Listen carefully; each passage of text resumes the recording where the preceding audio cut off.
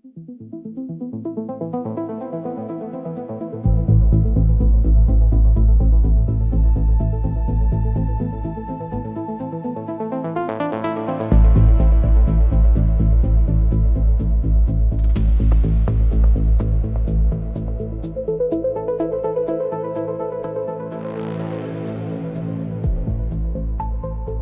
uncharted color of static. There is a 39% probability that this does not work. There's a 100% probability that doing nothing doesn't work. Lathium envoy vessel, corridor 9. ISV Cashin, adjacent. Cross-referenced. Lathium expansion record 7441. ISV mission log. The distress signal arrived at 04:12 standard, which was not a time that meant anything to 3, but which the ship's log recorded because the ship's log recorded everything, including things that didn't yet have categories. It was Lathium in origin, unmistakably so.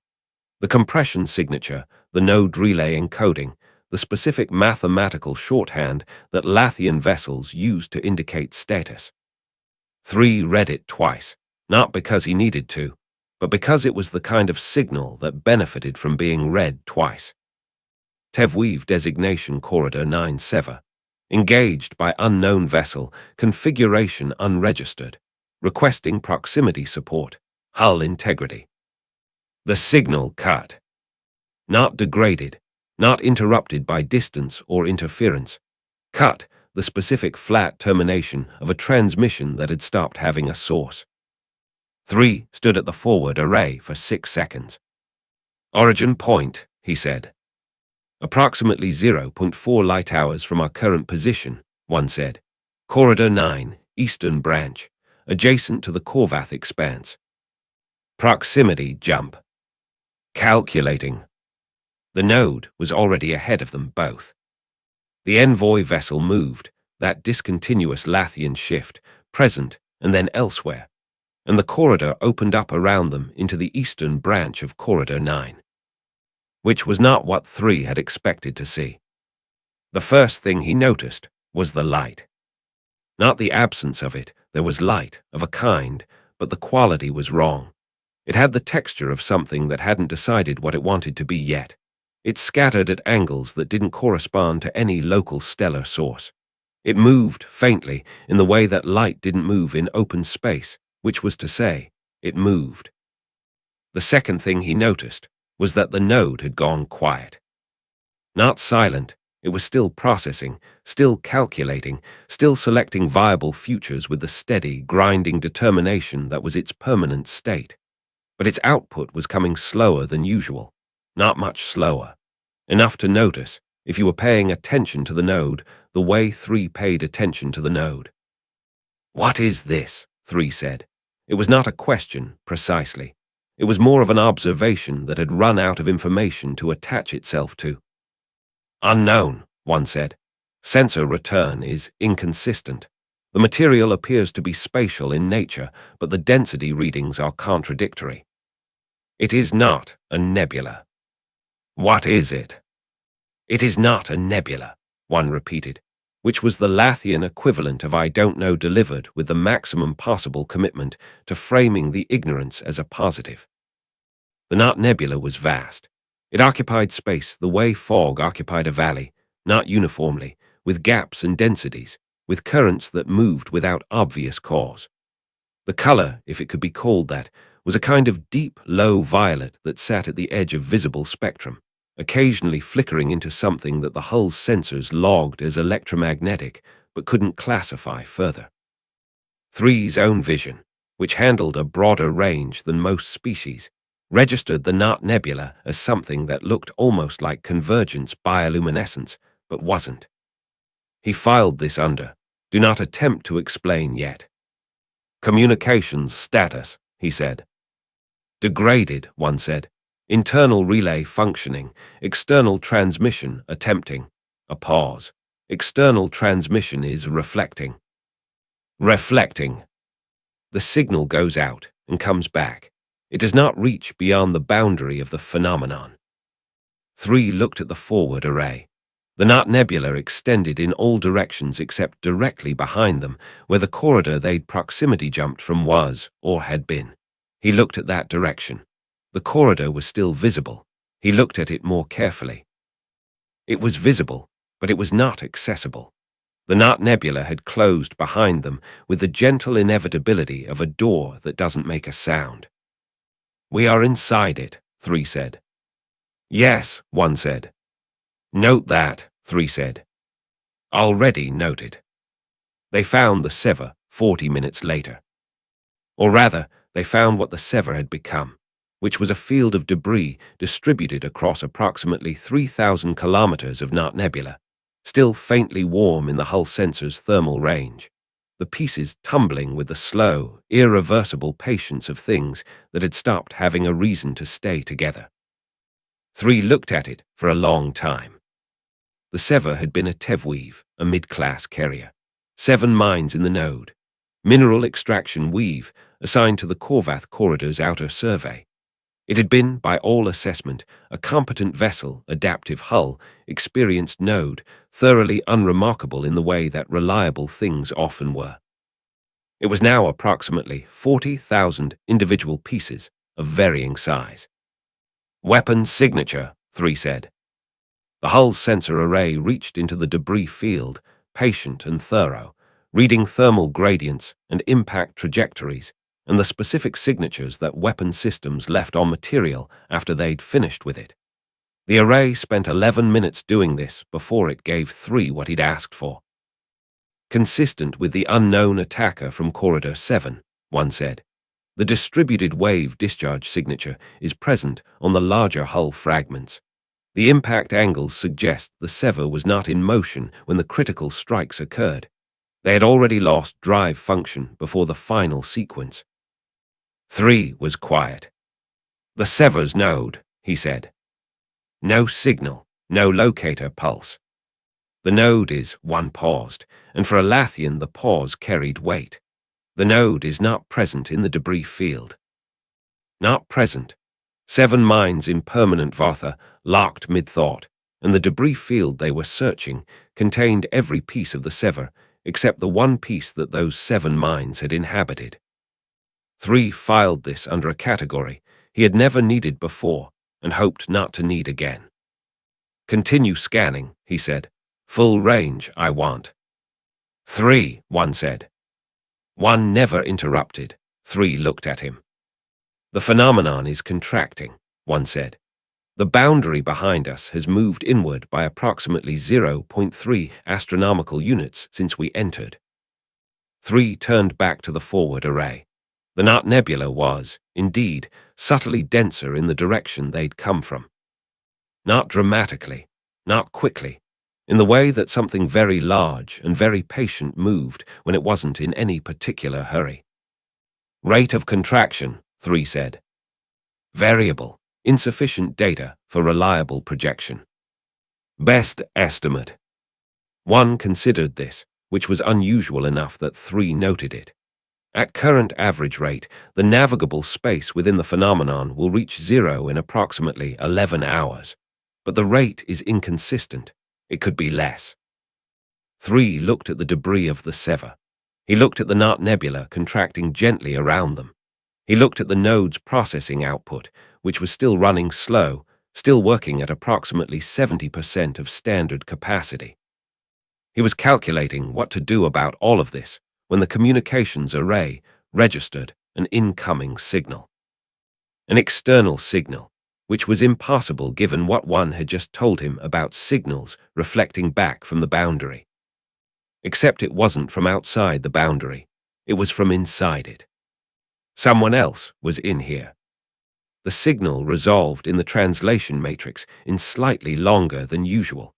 The Nut Nebula was doing something to the signal that required the matrix to work harder.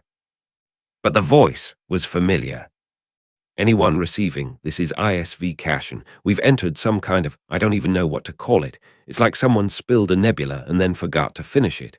Comms are degraded, sensors are unreliable, and our navigation system just told me we're in 3 places at once, which I choose to interpret as a software problem.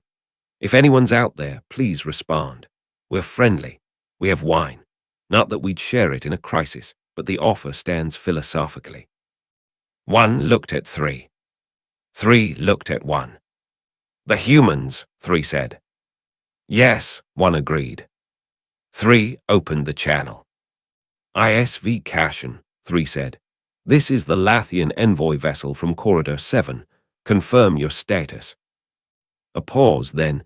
Oh, thank hi, hello, 3, is that you? It's Maddox, ISV Cashin. We're here, wherever here is. The sound of something being moved in the background. Ham, what's the navigation actually saying? Never mind, I'll tell you later. Back to the channel. We're functional but degraded.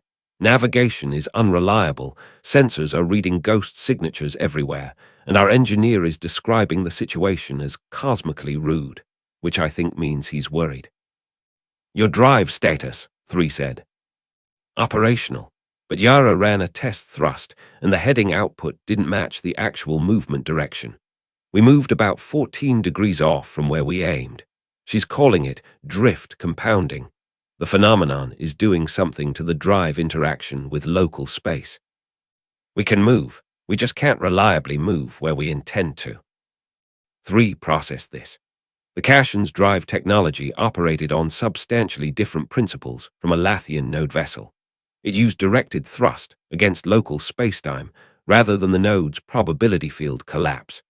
This meant it interacted with the Knot Nebula differently, and that the drift Maddox was describing was almost certainly a product of the Knot Nebula interfering with the Cashin's ability to define a reliable local reference frame.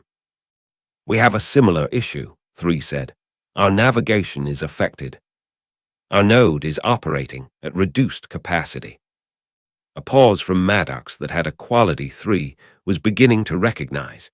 The human pause that meant they were processing something surprising and deciding whether to say what they'd just thought. Your node is affected, Maddox said. I thought it calculated probability fields directly. It does. The phenomenon is interfering with the probability field. 3 paused. We have no explanation for this yet. Another pause from Maddox. Then, with the careful neutrality of someone choosing not to say the obvious, how long do we have? Unknown precisely. The phenomenon is contracting. Approximately 11 hours at current rate, potentially less. Silence on the channel. 3 could hear, faintly, the Cashin's bridge, the murmur of voices, the sound of equipment, the brief loud remark from what he recognized as the Scottish engineer's accent, which the translation matrix was still flagging for clarification on 2 of every 7 words. Okay, Maddox said. Let's figure this out. Are you finding anything in your scans? We're getting ghost signatures everywhere, can't tell what's real. We found the debris of another Lathian vessel, 3 said. The one that sent the distress call, the Tevweave Sever. He paused. It was destroyed by an unknown attacker, the same weapon signature we encountered in Corridor 7, the wave discharge pattern. The silence from the Cashin was different this time, heavier. The thing that attacked you, Maddox said. Yes. The Sever encountered it before us. It did not survive the encounter. And now we're both stuck in whatever this is. Yes. And the thing that destroyed the Sever is potentially also in here. 3 had not yet considered this. He considered it now, quickly, and found that the probability matrix the node provided was unusually unclear on the question, which was itself data. Unknown, he said. Great, Maddox said, with the tone 3 had come to recognize as the human version of noting an unresolvable variable while continuing to function. Okay, let's work the problem. What do we know about the boundary of this thing? They shared data for 40 minutes. Or rather, Maddox shared data and 3 analyzed it and occasionally shared back the output, because Lathian data sharing was directional by default. You produced conclusions, not raw readings. Maddox, for reasons 3 was beginning to develop a model for, found this frustrating. What did your sensors read at the boundary specifically? Maddox asked, for the second time. The boundary is a discontinuity in local spacetime metric, 3 said. Beyond it, standard space. Within it, the phenomenon disrupts the metric. Our signal reflects at the boundary because there is no continuous spacetime path for it to propagate through. Right, but what did it look like? Your sensors, was it a hard edge or a gradient? 3 looked at the boundary data. A gradient. Approximately 12 kilometers wide. The disruption increases from negligible to complete across that range. 12 kilometers of gradient, Maddox said, and the node operates at reduced capacity inside. What about right at the boundary? Would it be better there? 3 ran the calculation. Marginally, the disruption is lower at the gradient's inner edge, possibly 85% of standard capacity rather than 70. And the Cassion's drive drift. Does it compound with distance from the boundary, or is it consistent throughout? 3 checked the Cassion's data. It appears to compound. Readings close to the inner boundary edge show less drift. Okay, the sound of Maddox moving around his bridge. Ham, I need you to hear this. 3, I'm going to put you on speaker, because I want my engineer in this conversation. That is not, 3 began, and then reconsidered, because it was actually a reasonable approach, and the objection had been instinctive rather than calculated. Acceptable, he finished. The background sounds of the Cassion's bridge became foreground sounds. Hiya, said the Scottish engineer. Ham Calloway, you're the Lathium eye. Yes, 3 said. Grand. Listen, I've been looking at this boundary data, and I've got an idea. Present it, 3 said. Right, so the problem is, the node can't navigate properly because the probability field is disrupted, and our drive can't navigate properly because our local reference frame is disrupted. But what if we used both problems as the solution? 3 processed this sentence. Explain. Your ship navigates by collapsing probability fields, choosing a future and moving into it. Our ship navigates by thrust against local space. Inside here, both systems are degraded, but they're degraded differently. Your node can't find a reliable future, but it can still assess probability, just with more uncertainty than usual. Our drive can't hold a heading, but it can push. So, what if your node does the navigation for both ships, and our drive provides the push, and we essentially tow each other out? Silence. From 3's side of the channel, the silence was Lathium, computational. From the Cassion's side, Maddox said, Keep going, Ham. The gradient boundary is 12 kilometers wide. Your ship needs to be at the inner edge to get the node close enough to full capacity to calculate a path through. Our ship, linked to yours physically, tethered like, uses your node's output as the heading calculation and our drive as the actual propulsive force. Your ship provides the brain, our ship provides the legs. We walk out together. More silence. Then one said, quietly to 3, the load distribution is theoretically viable. The node at 85% capacity could calculate a path through a 12-kilometer gradient, provided the gradient is consistent, which it may not be. It may not be, 3 agreed. It is also, 1 continued, an entirely unprecedented operational mode. Yes. We would be physically tethered to the human vessel. Yes. The hull, 1 said carefully, will have opinions about this. 3 looked at the hull's sensor returns, which were indeed already registering the logical extension of Ham's proposal with what could only be described, in a hull that was semi-sentient and had never been asked to attach itself to an alien ship and let that ship's thrust systems drag it through a spatio-temporal anomaly as profound uncertainty. Maddox, 3 said. Yeah. Your engineer's proposal is theoretically viable.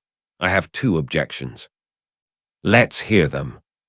First, physical tethering between vessels requires compatible attachment points. A hull is adaptive. It can grow an attachment structure. Your hull is not. The connection will be asymmetric, and the load transfer will be uneven during thrust application. Ham can handle uneven load. What's the second objection? The gradient may not be consistent across its width. If the disruption varies significantly within the 12-kilometer transition zone, the node's calculations will be continuously invalidated as we move through it. The path will need to be recalculated in real time, faster than the node currently operates. A pause. Then Maddox said, "What if we gave the node something to anchor to, a reference point that isn't affected by the disruption?" 3 processed this. What kind of reference point?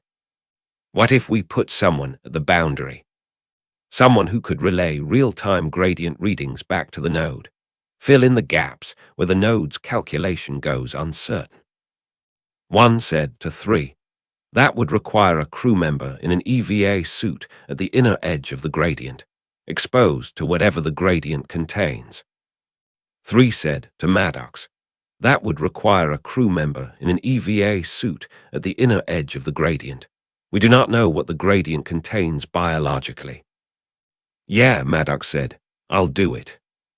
A sound from the Cassion's background that 3's translation matrix rendered as Captain, absolutely not in Lieutenant Osai's voice, followed by something in the engineer's accent that the matrix flagged for clarification, but which sounded emphatic. "Or Ham," Maddox amended. "Ham wants to do it." "I didn't say that," the engineer said audibly. "You were about to." "I was about to say someone should do it, which is different from." "Ham's doing it," Maddox said. 3, can your hull grow a tether attachment point on your port side? If Ham goes EVA and anchors at your ship's port hull, he can relay gradient readings from the edge point, while your node uses them to update the path calculation in real time. And then your hull tether connects to our ship's forward docking ring, and we push. 3 looked at 1. 1 looked at 3. 3 ran the probability on the plan, as Maddox had described it. The node, working at 70% in the interior of the Knot Nebula, returned a result band that was wider than usual. The plan was viable in approximately 61% of projected scenarios, fatal or critically damaging in 14%, and in the remaining 25% produced, outcomes the node classified as indeterminate, which was the probability equivalent of a shrug. By Lathian standards, 61% viable was not a plan, it was a proposal. By Maddox's standards, apparently it was sufficient. "There is a 39% probability that this does not work," 3 said. "There's a 100% probability that doing nothing doesn't work," Maddox said. "We've got maybe 11 hours before this thing closes around us." "Potentially less," 3 said. "Even better. Hull tether, can you do it?" 3 looked at the hull, which was already running structural calculations on the proposal with the expression, as much as a semi-sentient adaptive lattice had expressions, of an engineer who had been asked to do something deeply irregular and was doing it anyway because the structural math was technically sound. "The hull can grow the attachment point," 3 said. "It will take approximately 20 minutes. "Start it growing," Maddox said. "Ham, suit up. Yara, calculate the approach vector to get us within tether range. Sable, I need you on comms relay between Ham and 3's node. You're the fastest processor in the room for organic calculation." A pause. "Cass, I need you watching everything we're not watching." From the channel, a low-frequency hum with a sharp click that 3's collar translation rendered as, "Understood. This is a very strange plan." "It really is," Maddox agreed cheerfully. 3, we're coming to you. Don't let your hull do anything aggressive when we get close. It's going to look weird." "Define weird," 3 said. "A human in an EVA suit is going to grab onto your hull." 3 relayed this to the hull, which took approximately 4 seconds to process, and then extended the tether attachment point with what 3 could only describe as reluctant cooperation. "Ready," 3 said. "Great," said Maddox. "See you in 20 minutes. Don't go anywhere." "We cannot go anywhere," 3 said. "That is the problem." "I know," Maddox said. "I was being never mind, 20 minutes." Ham Calloway in an EVA suit was, 3 observed through the hull's external sensors, a remarkable sight. He moved through the space between the two vessels with the particular comfort of someone who had done EVA work often enough to have opinions about it, trailing a guide line back to the Cassion's airlock, his suited form faintly lit by the Nott Nebula's ambient violet glow. The hull watched him approach with what 3 had come to recognize as its version of intense focus. Every sensor in Ham's vicinity oriented toward him, density redistribution patterns shifting as it tracked his trajectory. "Your ship is looking at me," Ham's voice came over the suit com, slightly muffled by the helmet. "I can feel it looking at me. It's doing that thing where I know I'm being assessed." "The hull is assessing you," 3 confirmed. "It has not encountered a biological organism in EVA contact before. It is determining whether you are a threat or a component." A pause from Ham. "What's the difference?" "If you were a threat, the hull would have responded already. So I'm a component. Provisionally." "That's oddly flattering." Ham reached the attachment point and grabbed it with both hands, tested it, pulled.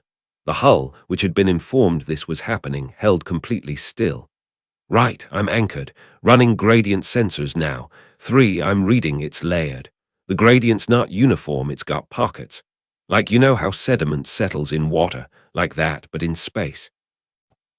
"Transmit the full reading," 3 said. The data came through. 3 fed it directly to the node, which absorbed it and ran a new path calculation. Immediately better, the probability bands tightening as the gradient's actual structure became visible. "The path calculation is improving," 3 said. "Continue relaying. Maddox, bring the Cassion to tether range." "Coming in now," Maddox said. "Yara, slow and steady. 3 meters, hold position." The Cassion approached the Lathian envoy vessel from the port quarter, and 3, watching through the hull's sensors, experienced a phenomenon he could not immediately classify. The two ships side by side. The Cassion, compact and human-built, scarred from the REM-more engagement, and covered in the functional asymmetries of a vessel that had been modified many times by people solving problems as they appeared. And the Lathian envoy vessel, geometrically precise, the hull's current surface, a faintly luminescent lattice that was still responding to Ham's contact point and the Cassion's proximity simultaneously. They looked wrong together, aesthetically inconsistent in a way that the hull registered as a structural dissonance, even though there was no structural problem. "And yet—" "Tether connecting," Maddox said. "Ham, you're our reference point and our anchor. If anything goes strange, you tell us." "Everything's already strange," Ham said. "I'm standing on a Lathian spaceship in a spatial anomaly holding a bundle of cables that connects us to— I'll tell you if it gets stranger." 3, Maddox said. "Node's got the gradient map." "The node has the gradient map. The path calculation is viable." 3 did not add the probability percentage. The node's current best estimate was 78%, which was substantially better than before and still, by Lathian standards, not a plan. But the boundary was approaching, and the 11 hours were not getting longer. "On your mark," Maddox said. 3 looked at the path the node had calculated. Through the gradient, angling through the layered pockets Ham had identified, toward the boundary's outer edge, where standard space waited with all its predictable, calculable futures. "Mark," 3 said. The Cassion's drive engaged. And something extraordinary happened, which was that the combination worked almost exactly as Ham had described it. In the 78% of realities, the node had projected it working in, and they were apparently in one of those. The tether pulled. The envoy vessel moved, not with its usual discontinuous Lathian shift, but actually dragged, through space by the Cassion's drive thrust, while the node calculated the path and fed heading adjustments to the Cassion's helm, and Ham relayed gradient readings from his position on the hull, his voice a steady stream of data that Sable was reformatting in real time into inputs the node could use. It was the least elegant thing 3 had ever been part of. The hull hated every second of it, registering the tether stress and the thrust vectoring and the complete absence of probability field collapse in its movement, with the continuous, low-level processing equivalent of profound objection.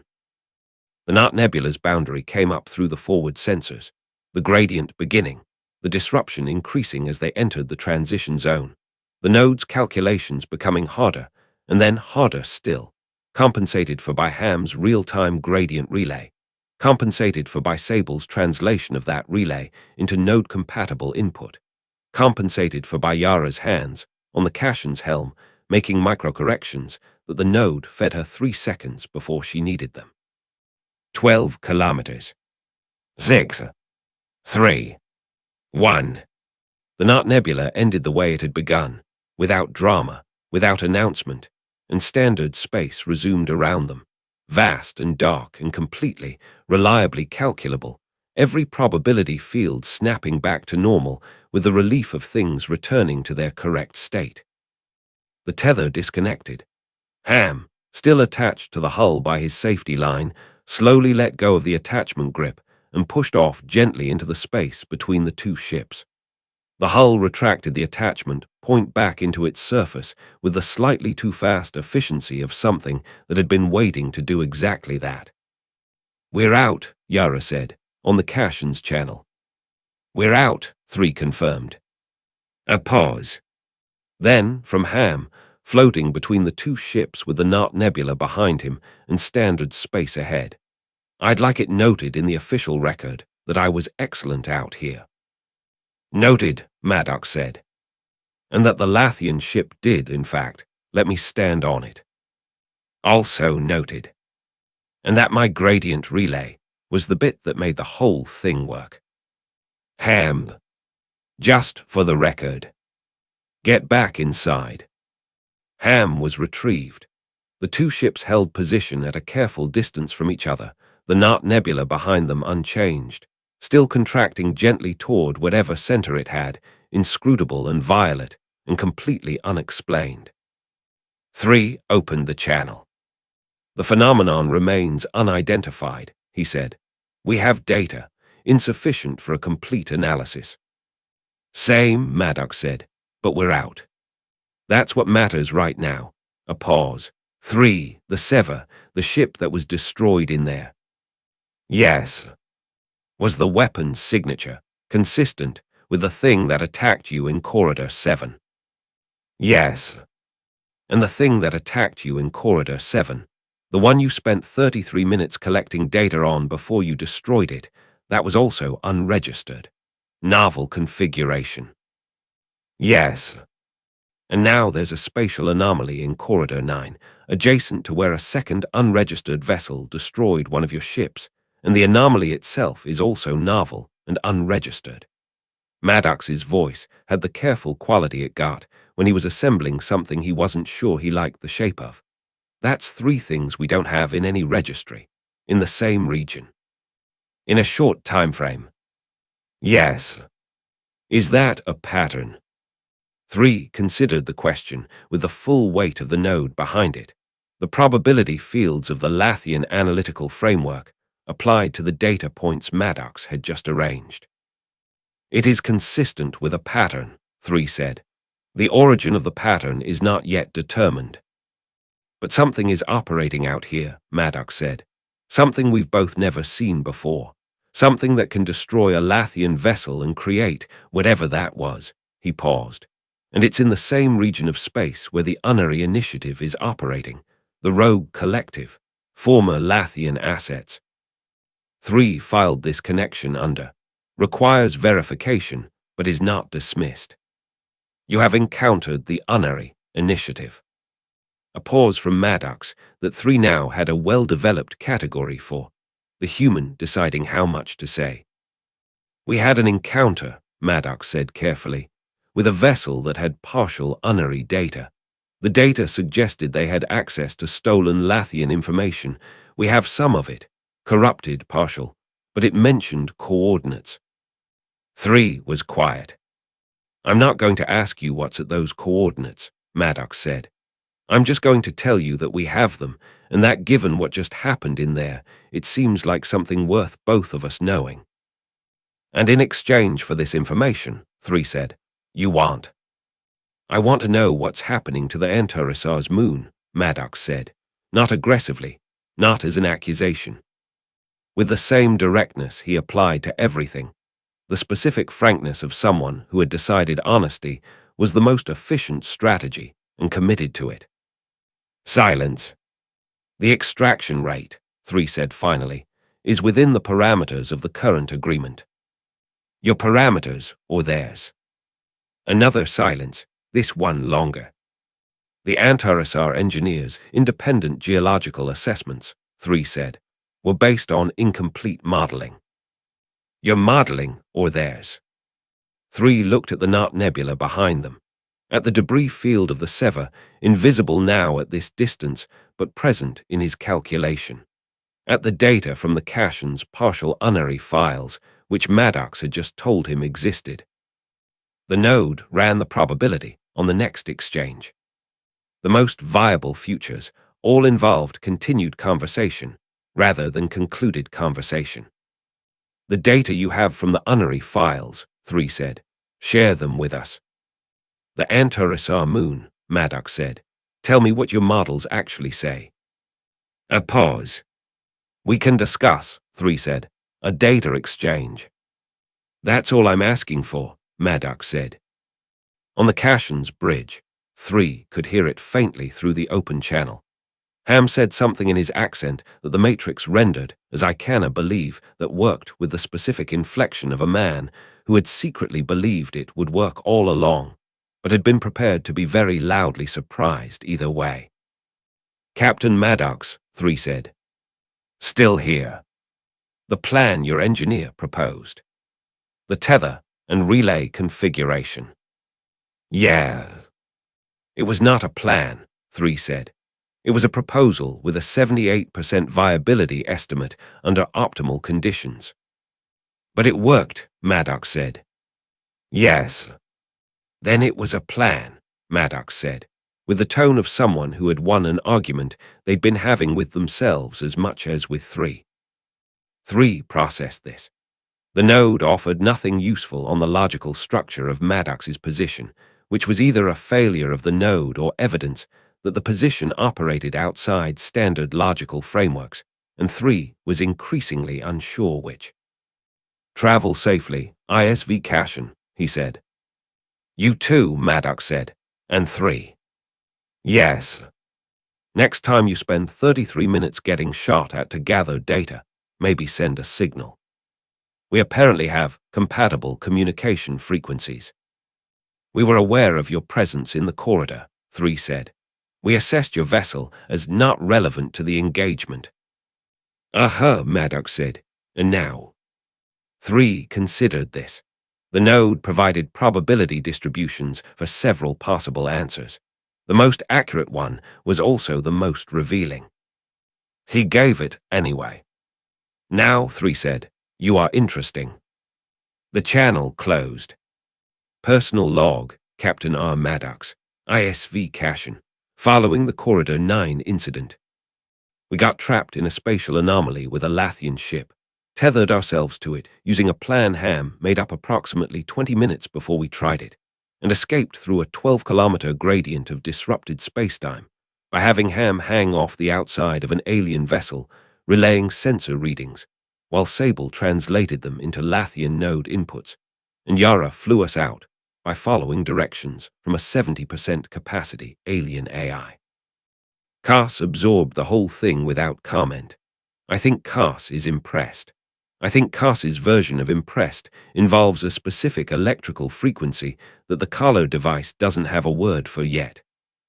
The Lathians lost a ship in that anomaly, 7 mines in the node. I don't fully understand what that means for them, whether they grieve, whether the directive registers a loss, whether there's something that happens when a permanent convergence ends. But 3 went quiet when he mentioned it. I noticed. I didn't say anything because I didn't have the right words, and I wasn't sure wrong words would be better than none. Something is operating in this corridor. Something that can destroy Lathian vessels generates spatial anomalies we've never seen and hasn't shown up in any registry from any species we know of. The Unery Initiative, with their stolen Lathian data, is operating in the same region. 3 agreed to a data exchange. In return for the Unery coordinates, he's going to tell me what the Lathians' own geological models say about the Antares moon. I think that means he already knows the answer to the question I was asking. And I think the reason he agreed to discuss it is that he's calculating something larger than one moon in one system. I'm going to choose to believe that's the good version of that thought. Ham, for the record, was excellent out there. Maddox